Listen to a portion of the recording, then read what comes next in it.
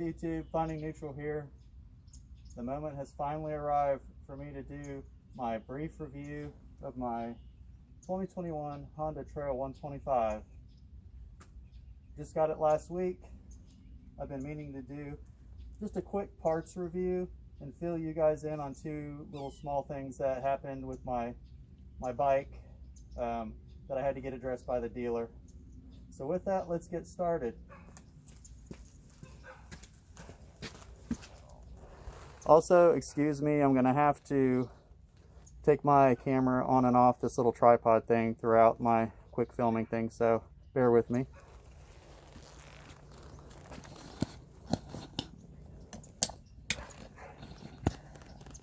All right.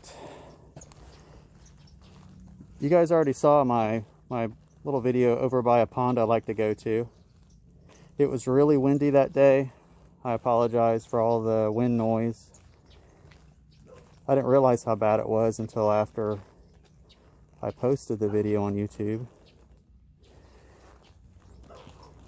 So, it's still kind of hard for me to get used to the landscape mode, fitting everything into frame, but all right, let's get started. So we'll start from the front, work our way to the back. The accessories I did are nice. They're nothing, you know, spectacular like engine upgrades or anything like that, but they are functional upgrades that help you with your comfort. And there's still a couple I want to do. We'll start from top to bottom. Good old mirror extenders. These are Honda Monkey ones. I know that's a little bit corny, but hey, they're brothers, so it's all right. Does definitely solve the problem of looking at your shoulders. For all you tall guys, broad shoulder, it's a cheap fix and they're easy to put on. I would highly recommend those. This is my second set. I think you can find them too without any logos on them like mine. Secondly are these Bark Busters. They're I believe the VPS. I already have on order the extensions for right here, because as you can see, they don't cut much wind off the top of your hand, and I've tried to angle these up higher, but if you do that, the brackets underneath are hitting your brake lever on this side. The other side's clear, but I had a little bit of a scare. I went to ride and I pulled my front brake, and then the lever would not release. I thought I majorly screwed up because I had to take my front tire off or something, and I thought I did not get the disc brake back in between the calipers, and I thought I just really screwed myself because I squeezed that lever back and it stayed depressed. Luckily, what had happened was the brake lever under here got caught up on this bracket, so I just had to lower this down, and that solved the problem. You're going to run into a little bit of issues with the turn signals being in the way. I've tried to lower them here, but there's a hole in the handlebar that these are specifically mounted through. You can't lower them. Da Vinci brought that up in his review. Crossbar Brace, Katako, we've all seen those. Works great, goes on easy. I found this windscreen on eBay. It is a SNB brand. I put a little Honda sticker on there because I thought it blinged it out a little bit. The headlight guard, Uncle Voodoo coined the phrase for those, in my opinion, the very best. They look the business. There's just something really desert rat, apocalyptic, cool looking about them. And hey, you know, if it stops something from smacking your headlight and cracking it, and it's cool looking, why not? I found this Honda badge on WeBike.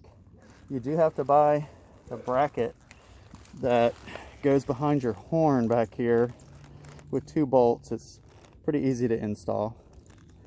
And the bracket is on WeBike as well. It helps kind of cover up the horn, just like the one on the monkey I did, because the horn looks kind of goofy right there, sticking out like that. This is a H2C rubber resin type sticker thing. It's, I'm assuming, to protect the front of your fender from debris like rock, gravel, you know, scratches and stuff like that. Stuff that would hit there initially when you're going through something. And here you'll see my engine guard, crash guard. Got that off of eBay. This crash guard, this headlight guard, and my Katako handbar brace all came from B's Deals. Excellent seller, fast shipping, great ratings. Never had a problem with them. Just throwing that out to you guys. This crash bar, the only thing with it is it comes with these little rubber wraparound things that go around your existing crash bar, and you can put it on around the bracket points. They are very hard to keep in place while you're trying to install these brackets, especially by yourself. If you have somebody helping you, it's not a problem, but of course I didn't. The only help I had was a roll of tape and a bungee cord, and that was really fun doing that without trying to bang up my bike with this new engine guard. All right, it's working our way back. I have a small Pelican case that mounted up really well to the rack. You could fit like water bottle, hat, tools. It is waterproof, of course.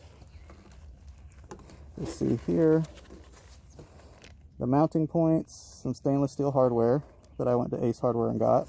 The cool thing with the rack, it comes with these pre-drilled metric holes. There's one right there. There's two right underneath here, so no drilling, so that was nice. It was a little tricky getting the hardware up underneath there. Luckily I got small hands, but I was able to work it in up there. Cheap little case. I put a couple Honda Bling stickers on there to make it match. I found both of those stickers on Amazon. Tag liner. I always take the dealership ones off because they're so goofy looking. Put my own on. Let's see. Over here, there's not anything additional. Okay, down here, I'm gonna try, and I'm gonna have to take you off of my little tripod thing, so bear with me. All right, I got this idea from Da Vinci. I'm really hoping you can see it now. It's a G-Craft shift guide, like brace. So that's going to protect your shift rod. If you fall over on this side, it's going to protect it from bending the shift guide. I'm sorry, the shift rod or shaft. You have to take the shifter off, and you have to drop this. Learned how to do that from Quasi-Motard. Props off to him. You don't have to take this whole crash bar off. You can just loosen the bolts underneath, and it lets up enough for you to adjust your foot shifter, heel toe shifter, you know, to take it off and get it out the way. So that part went on surprisingly easy. I also have the magnetic drain plug in there. I don't know if you can see it or not. I can't bend over, but it's the gold plug MPO1. It fit right in there. The regular length MPO1 fit in there. They do make a shorter version, which would probably work as well. I think they're making them shorter because the original MPO1 might come close to touching the oil filter screen. So maybe they made them shorter for that reason. And I kept my word on something that I dreaded to put on, because I know it's a pain in the ass, and that is the O-ring chain. I accidentally ordered the wrong size chain in advance, which was the DID 420V. I thought this was going to be the same chain size as the Honda Monkey. I was wrong. And motorcycling with Maglio and Red Donkey, he did a really good video on installing a chain. I'm trying to turn it to the master link. There it is. So the master link, that was a bastard putting on. The face link would not fit over the link studs. I couldn't get it on. It's like it wasn't made for it. It was way too small. And I just couldn't push it on far enough. So what I had to do was actually drill out a little bit of the circumference inside of here. I hated to do that.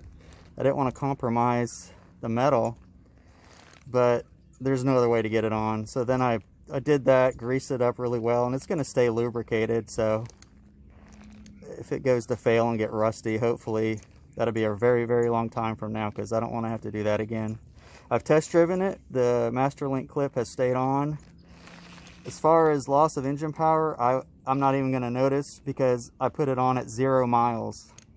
I didn't even try riding the bike without it. I just wanted to give it 100% try to see how much less I have to adjust the chain with an O-ring chain on. So the correct O-ring chain size is the DID 420VX. I'm sorry, here I go again with 420.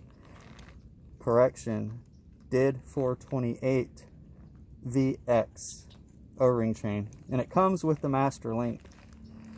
And you're going to need 107 links plus the master link, equaling 108 links total. If you decide to do it. A lot of people don't. I'm just down with the O-ring because I don't like adjusting my chain. It's worked out really good on my Honda Monkey. And believe it or not, this is the exact same chain size as on the Yamaha XT250. So that's cool. For now, that's it for my accessories. It's not much. It's oh, correction, I got one more. A good old pigtail. I installed that. That was also very much of a pain in the ass to install, because taking this battery cover off, the battery's tucked down in there pretty good. Motorcycling with Maglio and Red Donkey did a very, very good video on the installation of that pigtail, so I'd encourage you to watch it. I went ahead and zip tied mine down right there so it didn't flop around. Double checked it to make sure it worked, and it did. Which leads me to a little a tidbit of info I want to share with all you new Trail 125 owners. This cover comes off a specific way. You got a screw here, then you got a push pin here. This can break very easy if you take it off the wrong way with force. On the other side, there's a little L-shaped part of this cover that hooks in under here. Another part that could break very easily if you don't use finesse taking it off. So, you know, and keep in mind, if they break, it'll probably still stay in place. But let me show you something.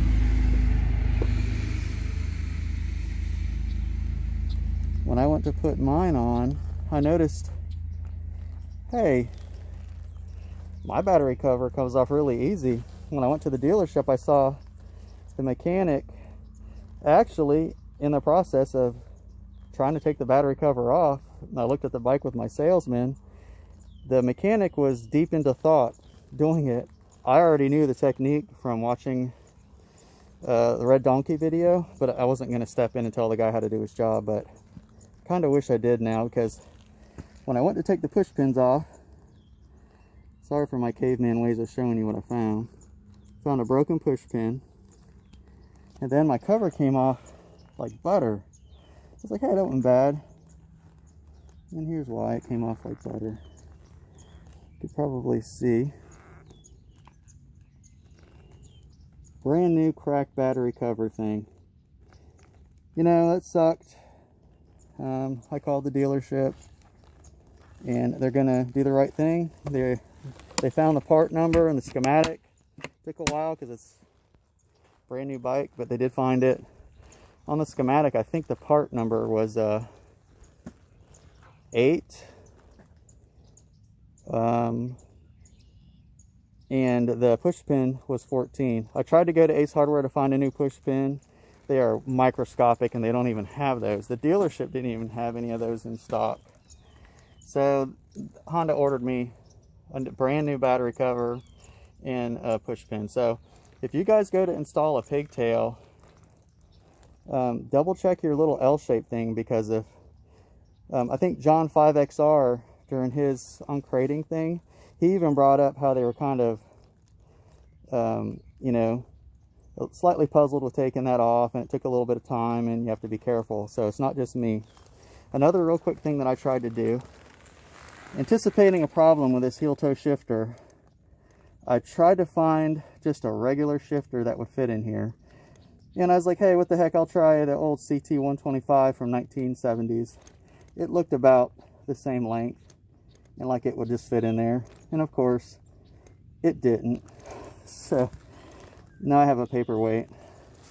It wouldn't clear this right here. It was way too close. But luckily for me, I have small feet. So I can actually use the heel toe shifter just like a regular shifter. My heel only comes back to here, and I can just do everything with the toe. I don't have to use the heel. I can use the heel if I want, but it's just, it feels weird on the back of my calf.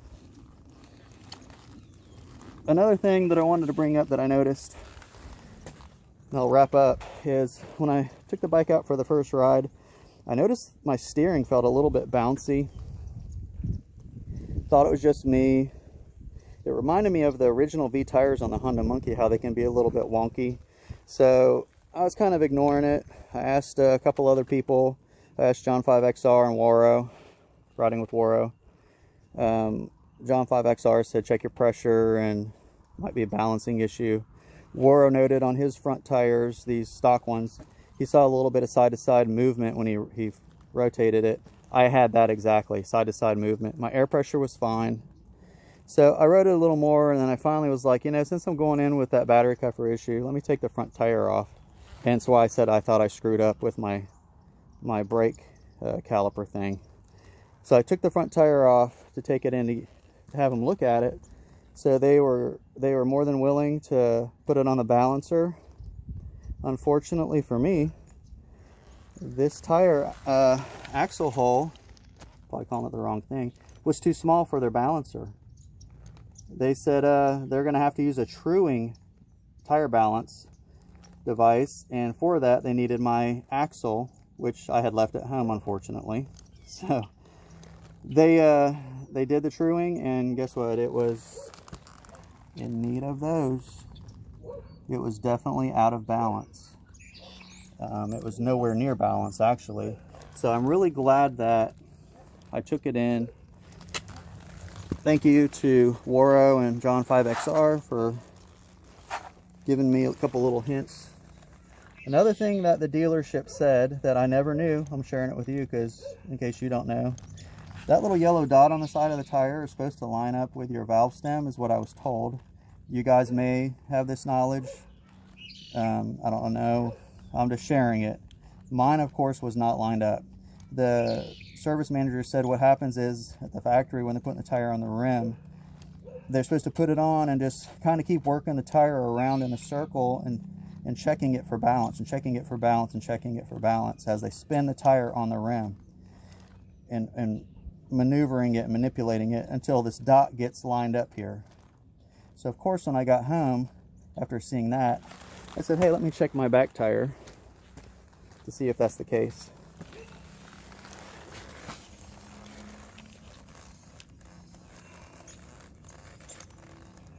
And it was. I was very fortunate. You can actually even see where they got some little green markings, like 3 markings. So I guess the guys over there in Thailand that were doing the rear tire did the right thing. So with that, that tire mystery was solved. And I have to run now, guys, because I'm getting called by my garage repair place. But that wraps it up. I'll give you guys another update on how the bike goes shortly. Take care.